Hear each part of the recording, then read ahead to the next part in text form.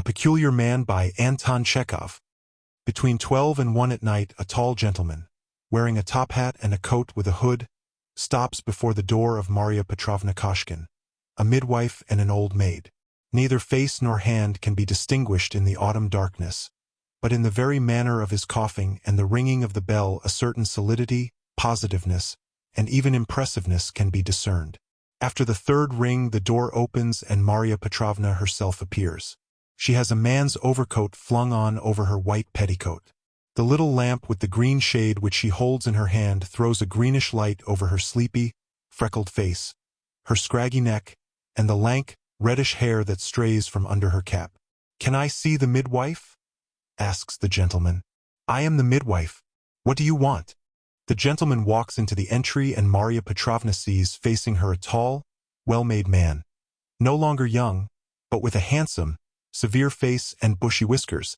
"I am a collegiate assessor. My name is Kiryakov," he says.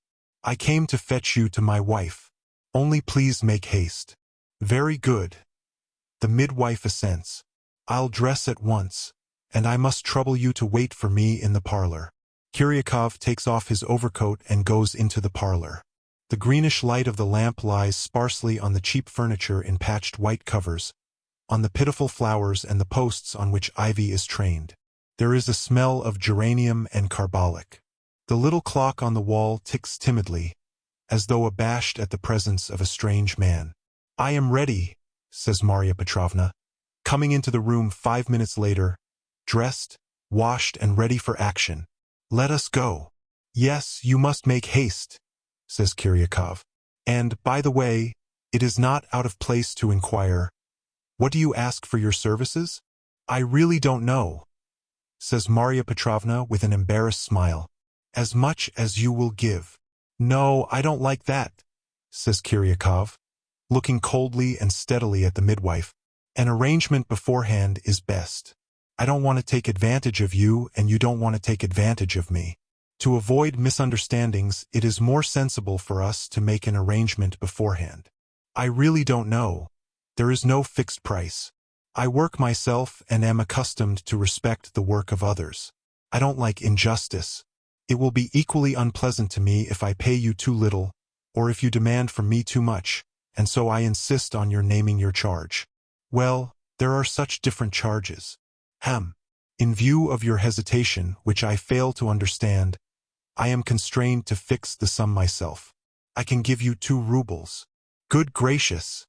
Upon my word," says Maria Petrovna, turning crimson and stepping back. "I am really ashamed. Rather than take 2 rubles, I will come for nothing. 5 rubles, if you like. 2 rubles, not a kopeck more. I don't want to take advantage of you, but I do not intend to be overcharged." "As you please, but I am not coming for 2 rubles. But by law you have not the right to refuse." "Very well, I will come for nothing." "I won't have you for nothing. All work ought to receive remuneration. I work myself and I understand that." "I won't come for 2 rubles," Maria Petrovna answers mildly. "I'll come for nothing if you like." "In that case, I regret that I have troubled you for nothing. I have the honor to wish you goodbye." "Well, you are a man," says Maria Petrovna, seeing him into the entry. "I will come for 3 rubles if that will satisfy you." Kiryakov frowns and ponders for 2 full minutes, looking with concentration on the floor. Then he says resolutely, "No," and goes out into the street. The astonished and disconcerted midwife fastens the door after him and goes back into her bedroom. He's good-looking, respectable, but how queer, God bless the man. She thinks as she gets into bed. But in less than half an hour she hears another ring. She gets up and sees the same Kiryakov again. Extraordinary the way things are mismanaged. Neither the chemist, nor the police, nor the house porters can give me the address of a midwife, and so I am under the necessity of assenting to your terms. I will give you 3 rubles, but I warn you beforehand that when I engage servants or receive any kind of services, I make an arrangement beforehand in order that when I pay there may be no talk of extras, tips, or anything of the sort. Everyone ought to receive what is his due." Maria Petrovna has not listened to Kiryakov for long, but already she feels that she is bored and repelled by him, that his even measured speech lies like a weight on her soul. She dresses and goes out into the street with him. The air is still but cold, and the sky is so overcast that the light of the street lamps is hardly visible. The sloshy snow squelches under their feet. The midwife looks intently but does not see a cab. "I suppose it is not far?" she asks. "No, not far," Kiryakov answers grimly. They walk down one turning, a second, a third. Kiryakov strides along, and even in his step his respectability and positiveness is apparent. "What awful weather," the midwife observes to him, but he preserves a dignified silence, and it is noticeable that he tries to step on the smooth stones to avoid spoiling his galoshes. At last, after a long walk, the midwife steps into the entry, from which she can see a big, decently furnished drawing room. There is not a soul in the rooms, even in the bedroom where the woman is lying in labor. The old women and relations who flock in crowds to every confinement are not to be seen. The cook rushes about alone, with a scared and vacant face. There is a sound of loud groans. 3 hours pass. Marya Petrovna sits by the mother's bedside and whispers to her. The two women have already had time to make friends. They have got to know each other.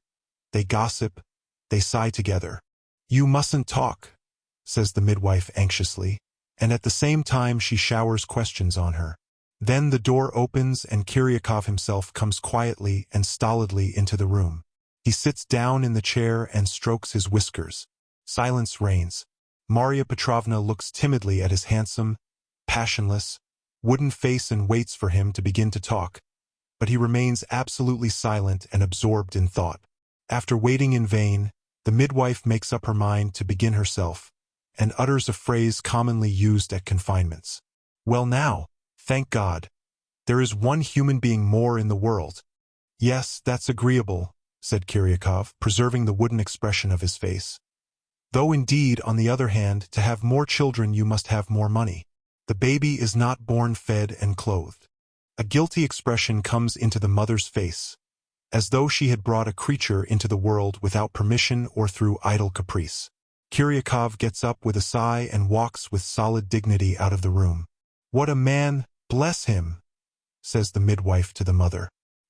"He's so stern and does not smile." The mother tells her that he is always like that. He is honest, fair, prudent, sensibly economical, but all that to such an exceptional degree that simple mortals feel suffocated by it. His relations have parted from him. The servants will not stay more than a month. They have no friends. His wife and children are always on tenterhooks from terror over every step they take.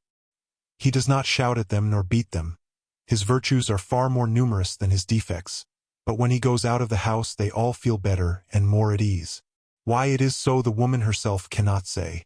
"The basins must be properly washed and put away in the store cupboard," says Kiryakov, coming into the bedroom. "These bottles must be put away too. They may come in handy." What he says is very simple and ordinary, but the midwife for some reason feels flustered. She begins to be afraid of the man and shudders every time she hears his footsteps. In the morning, as she is preparing to depart, she sees Kiryakov's little son, a pale, close-cropped schoolboy, in the dining room drinking his tea. Kiryakov is standing opposite him, saying in his flat, even voice, "You know how to eat, you must know how to work too. You have just swallowed a mouthful, but have not probably reflected that that mouthful costs money and money is obtained by work. You must eat and reflect." The midwife looks at the boy's dull face, and it seems to her as though the very air is heavy, that a little more and the very walls will fall, unable to endure the crushing presence of the peculiar man. Beside herself with terror, and by now feeling a violent hatred for the man, Marya Petrovna gathers up her bundles and hurriedly departs. Halfway home she remembers that she has forgotten to ask for her 3 rubles, but after stopping and thinking for a minute, with a wave of her hand, she goes on. Dear listener, we close the pages on another tale, a journey through words, imagination, and emotion. Here at the Falls Audiobook, where stories flow like a river's current, carrying you to distant worlds and uncharted depths, we thank you for joining us. As always, we invite you to linger a little longer. Subscribe to our channel to discover more stories waiting to be heard, each a cascade of voices, ideas, and artistry. And remember, every great story begins with a single word. Perhaps the next one will begin with you. Until our voices meet again, may your days be filled with quiet moments, rich pages, and the soothing sound of a story well told. This is the Fall's Audiobook, signing off.